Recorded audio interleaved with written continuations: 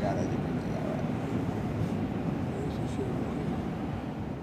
all right. Well, we're at the site of the old Tiger Stadium, the old Briggs Stadium, the old Navin Field, and old Bennett Park. When was the last time you went to a game here?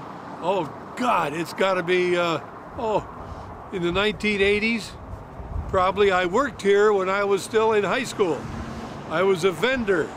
I sold peanuts, ice cream, popcorn, hot dogs, Bug juice. And then after I finished for the day and got my money, I made my money, I got into a crap game, and I saved just enough money to get on the streetcar to get home. All right. I'd lose all my money.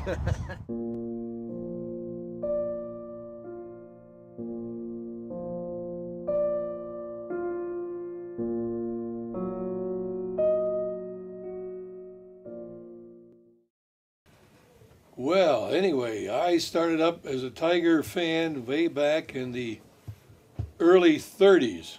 I didn't get a chance to go to the games because we were just getting off the welfare, so I listened to the radio, and the radio was Ty Tyson, and he described the games, and it was almost like being in the ballpark. Well, ever since I can remember back when we were kids, here in the city of Detroit, the voice of the Tigers, who we lost just this past year, Ernie Harwell, Yeah. Similar to a lot of great voices that have gone away over the years. But for us, that was the memory for me. Was as a child, my dad had a little tiny RCA radio that sat in this little leather case, Right. and we could always listen to the Tiger games. You always heard Ernie Harwell and Paul Carey on the radio. And that meant it was summertime for us. This building right here, my dad used to bring us down to the game. He'd leave his car with somebody right here, and every time when we came out of the game after the game was over and everyone was trying to get into their cars, our car was sitting right in front of this building right here, and my dad would take us right out of here, just like that. Don't know how much he paid the guy, but it was probably a few bucks. Well, I sort of think, it's almost like father and son and grandson. Now, as you know, I was not involved with my grandson's, love of the game, but I was with my son, and he passed it down to his son, which is Marty, my grandson. But it's just like anything else. If it's something good and something that's honest and fun to watch, and it's a challenge, it's something you want to do. But that's what I looked at when I was telling Jim about baseball, and he took to it like any son would, and the rest of my sons all did. So that's what it was all about for me. Here in Detroit, we've been blessed with the Detroit Red Wings, and they get to the playoffs, and it's all great. But as I told my son, that one of the greatest things is to watch a whole summer of baseball where you're constantly checking the box scores. You're very interested in what's going on with the team. As I told him when he was a kid, he got to see the Red Wings win the championships at a young age. But I told him, I said, but there'll never be anything better than a great full summer of watching your heroes, your baseball heroes, play. And in 2006, he got that opportunity, and I asked him that question. What did you think? The Tigers got there. Was it better than watching the Red Wings win the Stanley Cup for the 4th time? And I think he can tell you what that answer was. Yeah, it was awesome.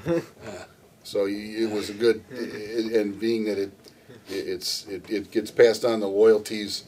Back when I was a kid, you didn't have the internet, you didn't have instant everything. So you read the paper, you listened to the stories that your dad told you about the greats, and we were fortunate enough to have some great players play for the Detroit Tigers. That, of course, my favorite player was Al Kaline, number 6.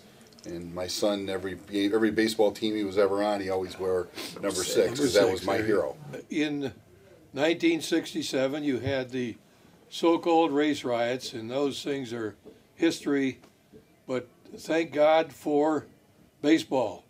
Whether you were black, white, or Latino, or whatever it was, baseball took care of that. We had black players, we had white players. We think of Willie Horton.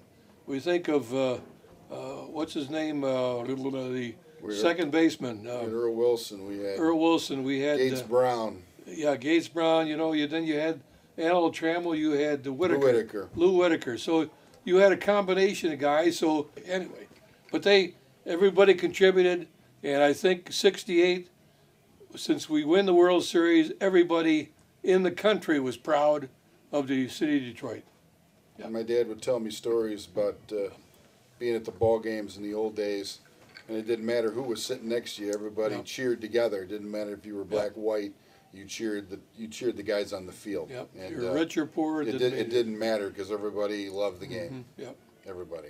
And being that we've run through some rough times here in Michigan, the whole state of Michigan, we are the Motor City, and we've suffered a lot more than other states have. But when the Tigers are playing well, it gives people a little bit of a distraction for 2.5, 3 hours every time they're listening to a baseball game to kind of make you forget about the unemployment, or for just a little bit, because it's still important what's going on. But it gives you an opportunity to cheer and for a few hours kind of forget about the problems and sit with everybody, because everybody loves baseball. It doesn't matter who you are or what color you are. Everybody loves baseball. The bonds between fans are like a family. Somebody may ask why. I really don't know there's a way to explain it. I think it'll be that way as long as baseball is around. How long will that be? Who knows? But all I know is that baseball will be a part of my life, just like my family. Because no matter how bad life gets, I'll still have my team to be able to get me through those tough times. I mean, I'll always remember and cherish winning the World Series in 2008. It was the best time of my life. And I know those opportunities don't come around very often, so that's why you see in the background that 2009 banner that's hanging up in my room, just to remind me just how special 2008 was. I'll never forget it.